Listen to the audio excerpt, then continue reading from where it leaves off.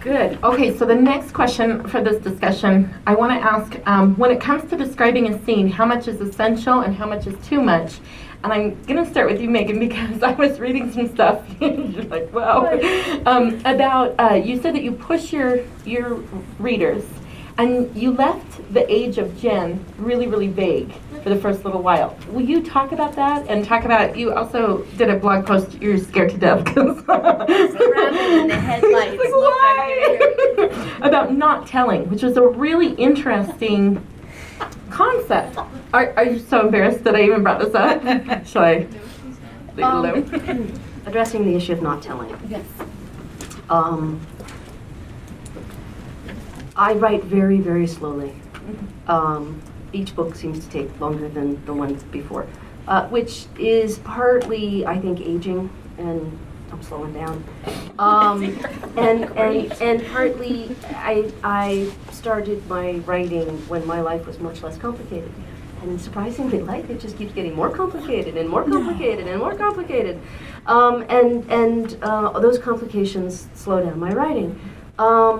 And I watched the author of Harry Potter say what was going to be happening in the next book. Somebody's going to die, right? Yeah. Okay, and I thought, that's one thing to say something sort of exciting and teasing about a book that's going to come out next year. Yeah. It's really not a nice thing to do when you know that people are going to be hanging on potentially for the next 6 years waiting to find out who died, and so in the beginning I refrained. When people said, what happens in the next book, I would say, I'm not sure yet, and I don't think that, and blah blah blah. And then there was an online community on LiveJournal called Soonest, some of whom are sitting there chortling in the front row. And it's not my community. It's a group that formed of people who like to talk about my books. And I watch them talk about my books. And this is a wonderful thing that's happened as a result of the internet. It used to be that you wrote a book, you pitched it out into the unknown, and everybody talked to each other about the book. And they might occasionally write you a letter about the book. But what they wrote was, gee, I loved your book. Right. What I got to see is people talking in detail about my book and trying to figure out things that they didn't understand, and sharing things with each other, and eventually reaching exactly the place I wanted them to be.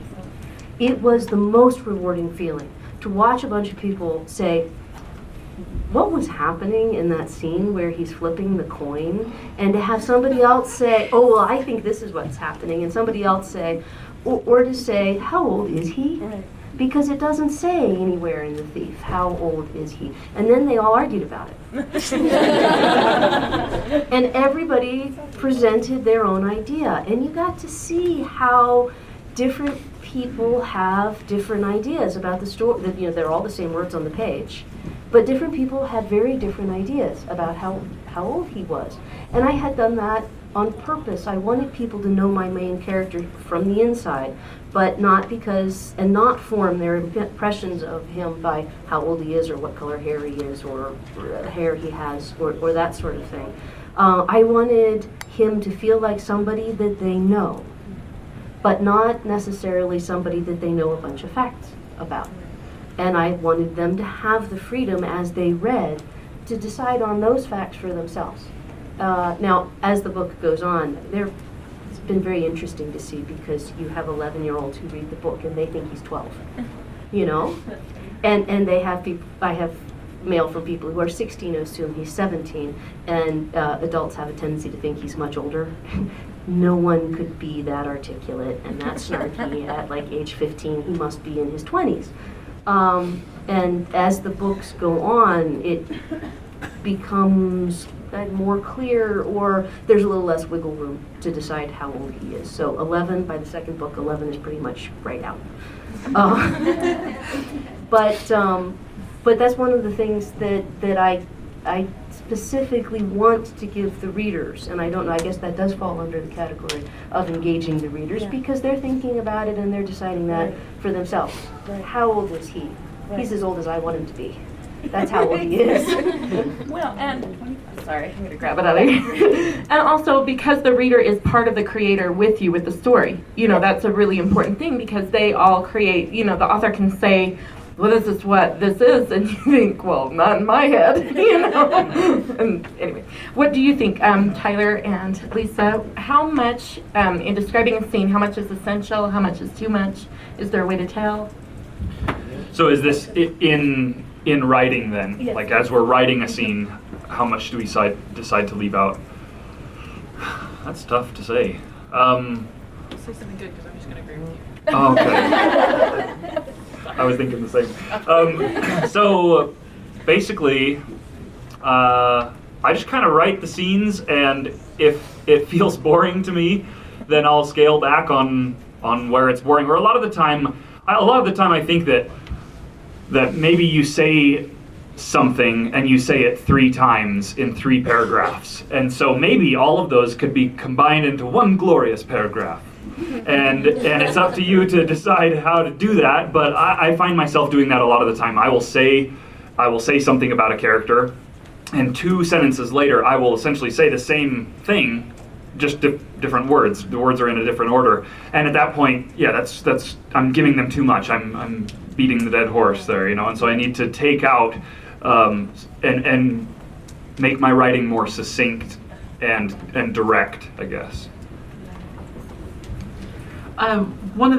Because I'm an editor, one of the rules of proofreading and editing is, I read this in an article the other day, first do no harm, which is really good as a proofreader, and you know, as part of my job as an editor is I'm not supposed to make the book worse, right? I'm supposed to help make the book better. That as an editor, and as an author, I think that's my job too. I'm supposed to make the book better. So if I'm writing something, first of all, I agree with Tyler. I told you I would. That if the scene is boring to me, chances are it's going to be boring to somebody else, and I better do something about that. But if the idea, if the scene, if the moment, if the description is not helping, I have to ask myself, is it hurting? Am I harming the story by having it in here? Maybe the answer is no. Maybe it's fine to just have a break and no harm, no foul, you can leave it in. But if I look at it and say, if it's not helping, then is it hurting the book? And if it's hurting the book, then I've got to take it out. Because my first rule is to do no harm.